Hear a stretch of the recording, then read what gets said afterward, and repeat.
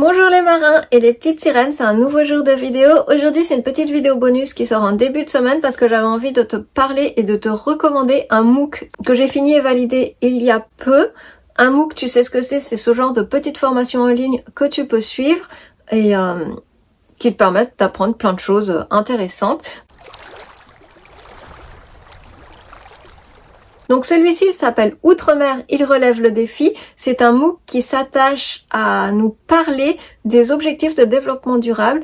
Qu'est-ce que c'est les objectifs de développement durable? Ce sont ces 17 objectifs qui ont été adoptés par les Nations Unies en septembre 2015, quelque chose comme ça, et justement qui s'attachent à nous donner, à donner aux pays des objectifs mondiaux pour aller vers un monde plus éco-responsable, mais aussi plus juste et plus équitable de façon mondiale et de façon globale. C'est une façon de repenser l'humanité, de repenser la mondialisation en prenant en compte notre environnement et tout un tas de paramètres. Par exemple, dans ces 17 objectifs de développement durable, on va avoir des choses comme pas de pauvreté ou zéro faim qui vont être nécessaire d'atteindre, mais aussi des choses comme la bonne santé pour tous ou l'accès à l'éducation. Je vais pas tous te les citer, tu les trouves facilement sur internet, mais on a aussi des choses un peu plus écologiques, si on peut dire. Ça, c'est plutôt un cadre vital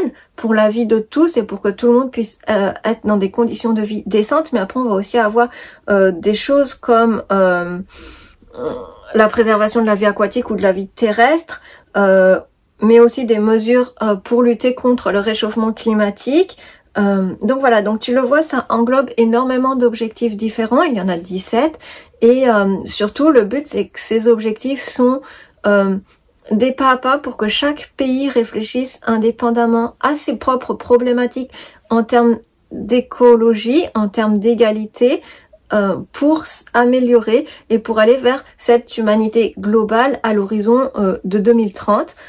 C'est vraiment très intéressant. Ce qui est intéressant dans le MOOC, je vais pas te faire plus long sur les ODD, je vais pas tout te détailler parce que tu as tout dans le MOOC, tu trouves assez d'informations sur internet et l'idée c'est pas que je te refasse le cours, c'est juste de te dire de quoi parle le cours. Donc tu le vois, ça parle des objectifs de développement durable en long, en large et en travers. Ce qui est intéressant, c'est que pour cela, l'UVED a choisi de prendre l'axe des Outre-mer pour te parler de ces objectifs de développement durable. Du coup, c'est intéressant parce que nous-mêmes, à notre petite échelle, quand on est français de la France hexagonale, finalement, les Outre-mer, on n'en entend pas forcément énormément parler. C'est un peu quelque chose qui est loin de chez nous et dont on nous parle pas dans les grands médias, dans les grands journaux ou à la télévision. On nous en parle de temps en temps, brièvement, comme quand il y a eu des scandales et notamment des manifestations et des révoltes avec l'affaire du chlordécone. Ça, évidemment, mais c'est des choses dont on nous parle presque de façon anecdotique si on est tout à fait honnête. De la même façon, en fait, les Outre-mer sont extrêmement intéressants en termes de développement durable parce que ils sont à un endroit géographiquement parlant, ou à des endroits, je devrais dire, parce que les Outre-mer, c'est quand même très vaste, où ils ont un taux d'ensoleillement totalement différent de celui de la France, accès à des ressources, que ça soit halieutiques ou à un environnement qui est là encore complètement différent de celui de la France.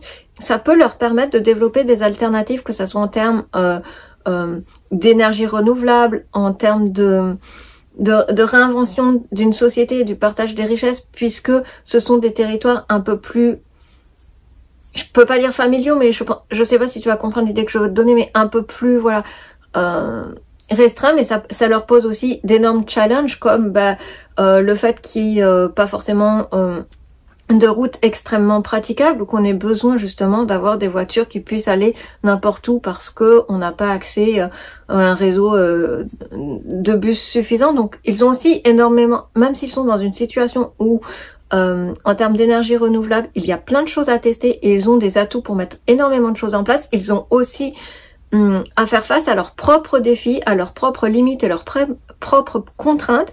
Donc personnellement, voilà, étant d'une France où on parle peu de ces sujets-là, j'ai trouvé super chouette que ça soit ces territoires-là qui sont mis à l'honneur, qui sont mis en avant, et qu'on nous parle un peu plus de ces territoires-là qui font aussi partie de la France et qu'on oublie un peu trop souvent. Ne serait-ce que toi, je sais pas si tu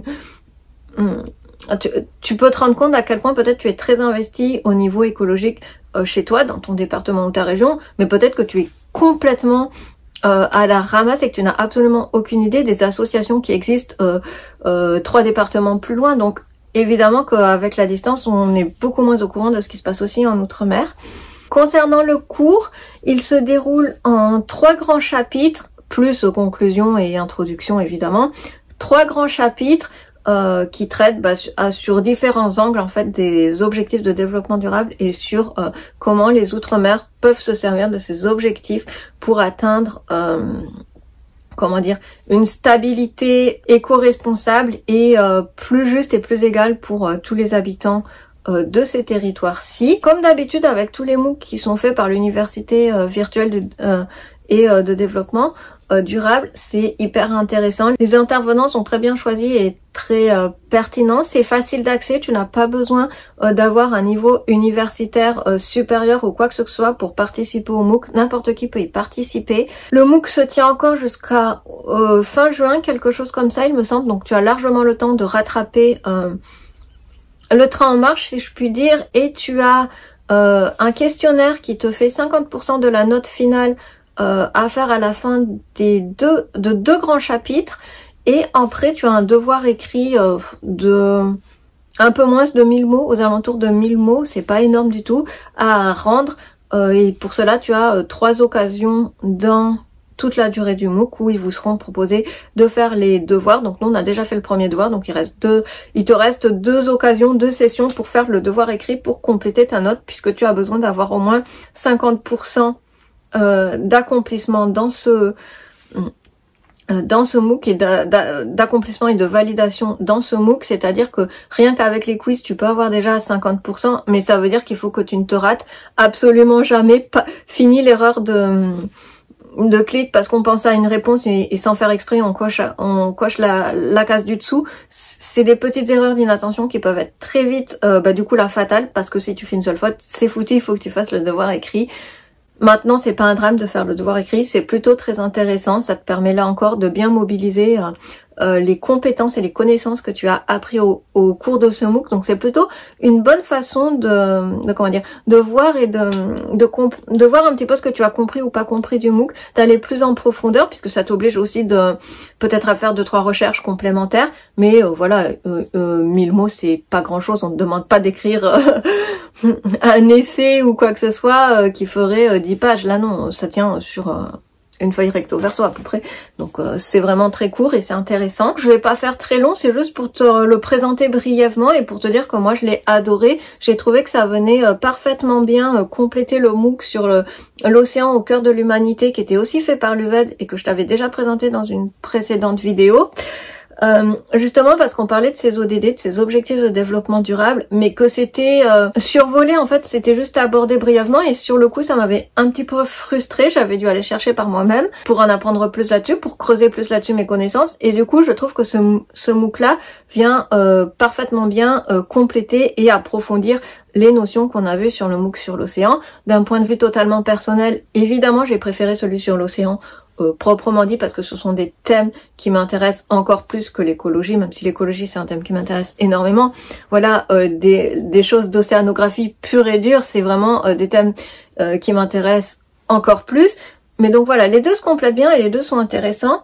Qu'est-ce que je peux te dire pour finir? Comme d'habitude, c'est sur la plateforme FunMOOC. Celui-ci est gratuit, tu peux le suivre gratuitement, et je te l'ai déjà dit, mais il n'y a pas besoin d'avoir un niveau universitaire prérequis pour y participer. N'importe qui peut y participer et c'est suffisamment bien fait pour que tu puisses comprendre, même si tu n'as pas de niveau et de connaissances sur ces sujets-là. Comme d'habitude, pour le déroulé du MOOC, ça se fait, tu as des vidéos pour ça, chaque sujet abordé, et tu as encore une fois des sous-titres qui sont accessibles pour la plupart des vidéos, il me semble, si mes souvenirs sont bons, et surtout tu as les textes en PDF à télécharger, les transcriptions de chaque vidéo, ce qui est pour moi fondamental et ce qui est vraiment indispensable, notamment pour les personnes en situation de handicap, mais même pour moi, j'ai vraiment besoin d'avoir le texte écrit sous les yeux pour mieux mémoriser les choses. Donc voilà, c'est tout bon.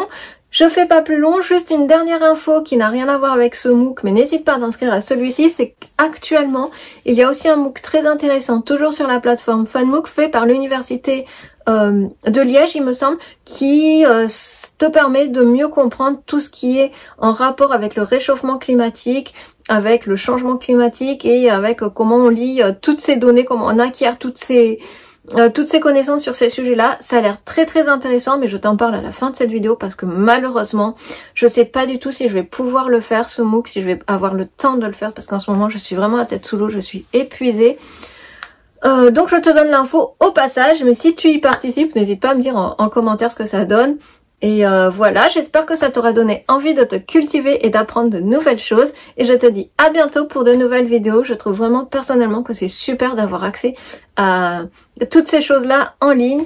Donc n'hésite pas à en profiter. Surtout à plus forte raison quand elles sont gratuites comme celle-ci et de bonne qualité comme c'est le cas avec les formations de l'UVED. Je te dis à bientôt et bon apprentissage. À bientôt pour de nouvelles vidéos.